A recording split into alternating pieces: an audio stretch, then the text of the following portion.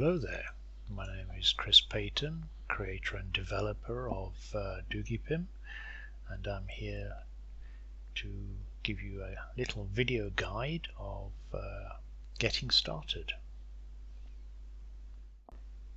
So the first thing we need to do is, after you run the doogiePIM for the very first time, is to create a database. So we can create a database in several different ways. You can access the Create Database link here. You can click it, or you can access the icon from the main toolbar at the top. Click this, or you can do it from the File menu. So, by default, the databases are stored in the data files, although you can save them absolutely anywhere on your disk. So we create a database by typing in a name and then hit save. The database is created, everything for you, and it automatically loads it, and you're ready to get started.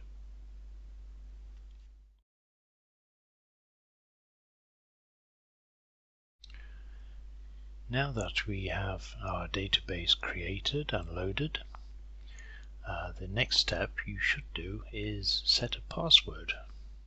This will ensure that your data is safe and that no one else could access it unless they know the password. So to do that, again from the File menu, there is an option to set or change the database password. You click that. This is just a warning to make sure that if it already had a password, that to make a backup just in case. So in this case we change password. It doesn't have an existing password, so we can actually leave that blank. Enter a new password. Now you want to have something that is easy to remember. You have to remember this password simply cannot be obtained at all, so once you set it, please write it down somewhere safe, and on no account must you make your password the word password, as I have just done. You enter the same password again.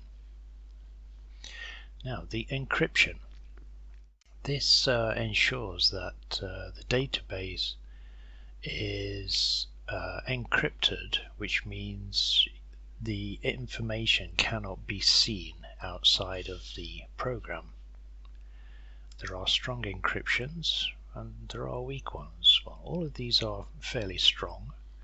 Depending on your country's rules and regulations, you will have to look those up. I would go for something like a Rindell 256 or maybe a Twofish, but in this case we're going to go for this one. Hit OK, and there we are. It is now secure. So if we completely exit Doogie, now the next time we start, we now have to type in our password, and there we are, we're in.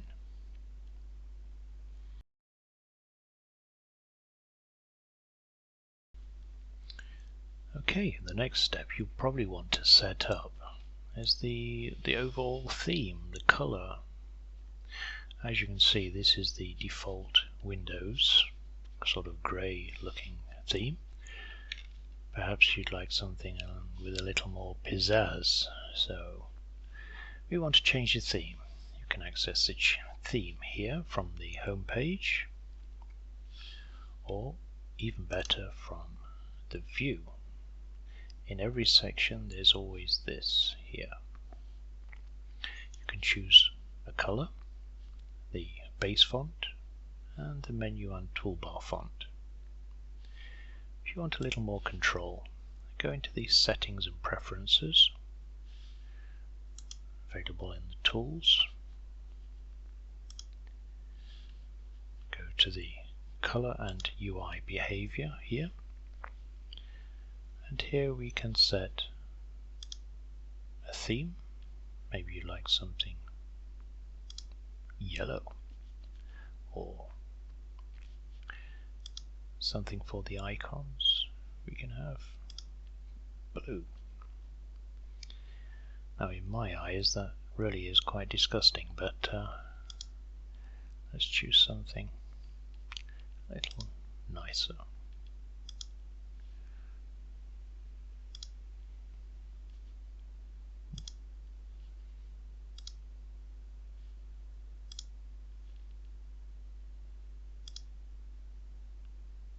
And there we are. That's something quite nice. Now, the save theme color per database means that each database file can load up with a specific theme. So maybe you have a database for personal data which has a blue background, and your business database has a grey or maybe a black background. So you can quickly identify the two. The progress and rating bar colors, this is more for the when you get into the tasks and the bookmarks. Animated splitter panels, this is so you can have animated effects on the panels when they close and open. What I would do is just go through and set up a color for yourself and see how you like it.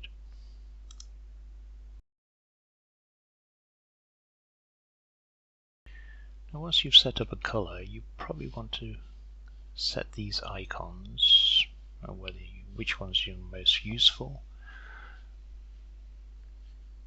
You right click on the actual toolbar you want to customize, and you can click on there. And in this case we want to, perhaps we've already created a database so we don't need that anymore. We want to keep the open. We definitely want to keep the backup database close to hand, and we'll probably keep the others. But maybe you want to move the database up. That's quite often used, so we move this one up to the top. Now if you apply to all sections, this toolbar will actually have the same configuration throughout. If you only apply to this section, only the home page will have that toolbar. You will have to go through each of the sections to customize each. So in this case we apply to all, and we can have maybe large, small or medium size. I quite like the small ones so they're out of the way, and of course hide the captions if you want. And we apply, and it will update automatically. Within each of the sections there is a view menu, and in this view menu there are some very important options where you can show and hide various parts of the display. Now by default a lot of the toolbars are actually switched off, just so it's not so cluttered. But say you want this sections toolbar, you simply click it and here is the toolbar. An example would be in the task section. As you can see, there aren't that many toolbars around here, but we go to the view menu and we switch on the navigator toolbar, and we can see here some new icons for quick access, and we go to the task toolbar and we have more for you.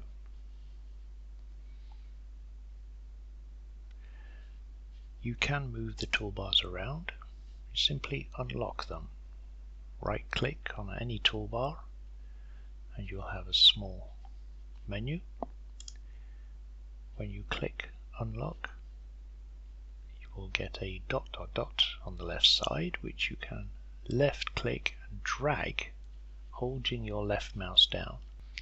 You can move the main toolbar around. Perhaps you like it on the left side instead of always at the top. So once we have the toolbars where you want them, simply right click on the toolbar to lock them into place. So that means when you click on an icon and you move the mouse slightly, it won't go into a dragging situation and move it out of the way.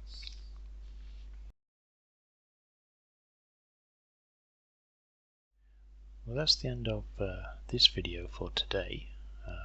There will be more explaining each of the separate sections which can be accessed here. If you have a particular suggestion you would like me to go through, a guide, then certainly you can email me or pop a comment in the YouTube section just down below. Or of course you can go to https://bitespire.com. There is a dedicated community forum where you can submit your feedback and give me your suggestions.